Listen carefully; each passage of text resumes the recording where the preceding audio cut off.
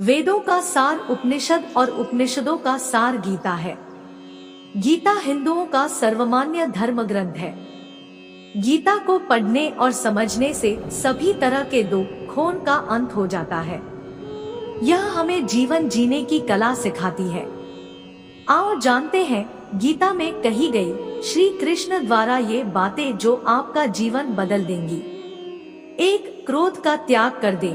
क्रोध से मनुष्य की मति मारी जाती है, यानी मूढ़ हो जाती है, जिससे स्मृति भ्रमित हो जाती है। स्मृति भ्रम हो जाने से मनुष्य की बुद्धि नष्ट हो जाती है, और बुद्धि का नाश हो जाने पर मनुष्य खुद अपना ही का नाश कर बैठता है। 2. मृत्यु से भी बढ़कर है मृत्यु का भय। न कोई मरता है और न ही कोई मारता है, सभी निमित्त मात्र है।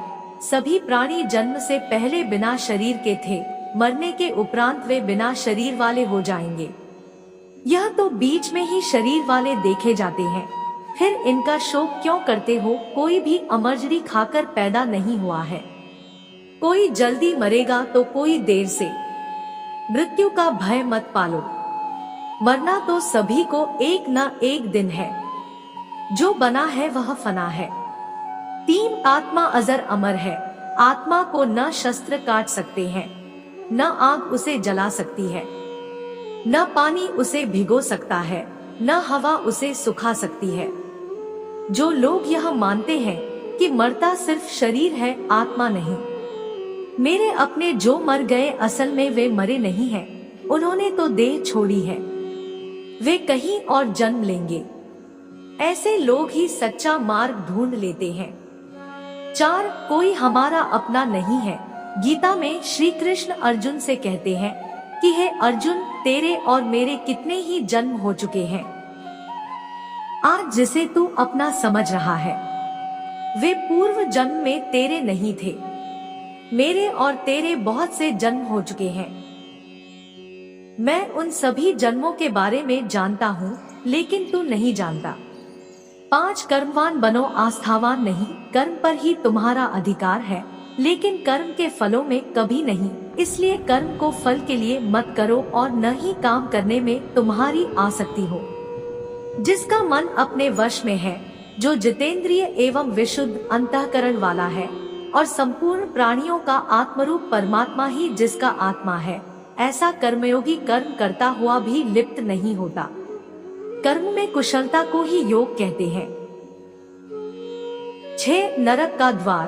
काम, क्रोध तथा लोभ, ये 3 प्रकार के नरक के द्वार सर्व अनर्थों के मूल और नरक की प्राप्ति में हेतु होने से यहाँ काम, क्रोध और लोभ को नरक का द्वार कहते हैं। आत्मा का नाश करने वाले अर्थात उसको अधोगति में ले जाने वाले हैं।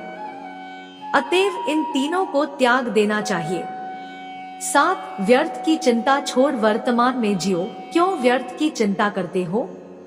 किससे व्यर्थ डरते हो? कौन तुम्हें मार सकता है? आत्मा न पैदा होती है न मरती है। जो हुआ वह अच्छा हुआ, जो हो रहा है वह अच्छा हो रहा है, जो होगा वह भी अच्छा ही होगा। तुम भूत का पश्चाताप न करो, भविष्य की चिंता न करो। वर्तमान चल रहा है। 8. लगाव ही दुख का कारण है। तुम्हारा क्या गया जो तुम रोते हो? तुम क्या लाए थे जो तुमने खो दिया? तुमने क्या पैदा किया था जो नाश हो गया? न तुम कुछ लेकर आए, जो लिया यहीं से लिया, जो दिया यहीं पर दिया, जो लिया इसी भगवान से लिया, जो दिया इसी को दिया। खाली हाथ आए और खाली हाथ चले जाओगे। जो आज तुम्हारा है कल और किसी का था, परसों किसी और का होगा। तुम इसे अपना समझकर मग्न हो रहे हो। बस यही प्रसन्नता तुम्हारे दुखों का कारण है। 9. परिवर्तन को समझो और उसके साथ रहो। परिवर्तन संसार का नियम है। जिसे तुम मृत्यु समझते हो वही तो जीवन है। एक क्षण में तुम करोड़ों के स्वामी बन जाते हो, दूसरे ही क्षण में तुम दरिद्र हो जाते हो। मेरा तेरा, छोटा बड़ा, अपना पराया मन से मिटा दो, फिर सब तुम्हारा है, तुम सबके हो। न यह शरीर तुम्हारा है, न तुम शरीर के हो। यह अग्नि, जल, वायु, पृथ्वी, आकाश से बना है और इसी में मिल जाएगा, परंतु आत्मा स्थिर है, फिर तुम क्या हो? 10 धर्म की शरण में रहो। यदि तुम खुद कुछ नहीं कर सकते हो तो श्री कृष्ण कहते हैं कि तुम अपने आप को भगवान को अर्पित करो। यही सबसे उत्तम सहारा है। जो इसके सहारे को जानता है वह भय, चिंता व शोक से सर्वदा मुक्त है। जो कुछ भी तू करता है उसे भगवान को अर्पण करता चल। ऐसा करने से सदा जीवन मुक्त का आनंद अनुभव करेगा। सारे धर्मों का त्याग कर मेरी शरण में हो जाओ। सर्वधर्मान परित्यज्य मामेकं शरणं व्रज। 11 विश्वास। मनुष्य अपने विश्वास से निर्मित होता है। जैसा वह विश्वास करता है वैसा वह बन जाता है। सदैव संदेह करने वाले व्यक्ति के लिए प्रसन्नता न इस लोक में है और न ही परलोक में।